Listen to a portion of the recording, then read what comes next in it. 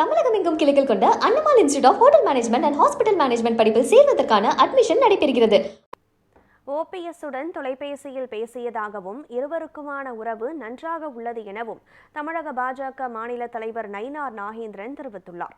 மதுரையில் செய்தியாளர்களை சந்தித்த அவர் இவ்வாறு தெரிவித்தார்.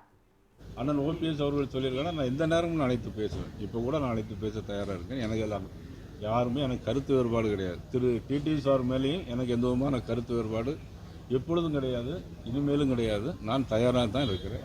கண்டிப்பாக அண்ணன் ஓபிஎஸ் நான் பேசுவேன். பேசிட்டு உங்களுக்கு தகவல் சார். இப்போ அதிமுக உட்கட்சி விவகாரம் சார், இது செங்கோட்டையனை நீக்கினது உட்கட்சி விவகாரம். அப்படி இருக்கும்போது அமித்ஷா அவர்களை செங்கோட்டையனை பார்க்குறாங்க. இது உங்க கூட்டணிக்குள்ள எடப்பாடி இதனால எங்களுக்கு கூட்டணிக்குள்ள எந்த விதமான இடர்பாடும் கிடையாது. இப்போ உள்துறை அமைச்சர் இங்கே அவங்கள சந்திச்சாலாம் பார்க்கணும். அவங்க போய் பார்த்து தான் அவங்க சொல்கிறாங்க. பட் என்னுடைய தகவல் முழுமையாக தெரிஞ்ச பிறகு நான் உங்களுக்கு சொல்கிறேன். எங்களுக்கு அதிமுகவுடைய தலைவர் பொதுச் செயலாளர் யூபிஎஸ் அவர்கள் என்ன சொல்கிறாங்களோ அதுதான். அங்கே பிளவு என்பது கிடையாது.